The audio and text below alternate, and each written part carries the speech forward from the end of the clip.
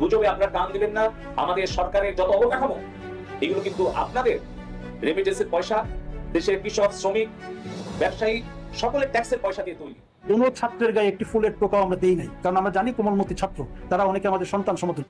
শুরু হয়ে গিয়েছে অনুনয় বিনয়।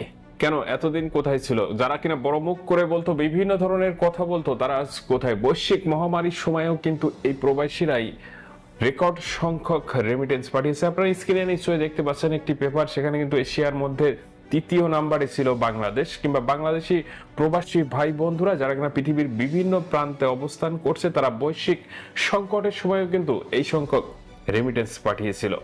এখন কিন্তু আর শনিবার রবিবার নাই, কোনো দিনই বাদ থাকছে না। প্রত্যেক দিনই ব্যাংক খোলা থাকবে, যাতে করে রেমিটেন্স বাংলাদেশে প্রেরণ করতে পারে, আমার বাংলাদেশের অর্থনীতির চাকা আবার ঘুরে দাঁড়াতে পারে, কিংবা বাংলাদেশ আবার ঘুরে দাঁড়াতে পারে। আপনারা নিশ্চয়ই মনে আছে, এখান থেকে কয়েকদিন আগে একটি সংকট গিয়েছে, যার পরিপ্রেক্ষিতে বর্তমানেও কিন্তু আর্থিক টানাপোড়ার মধ্যে দিয়ে যাচ্ছে, এটা কেউ অস্বীকার করতে পারবে না।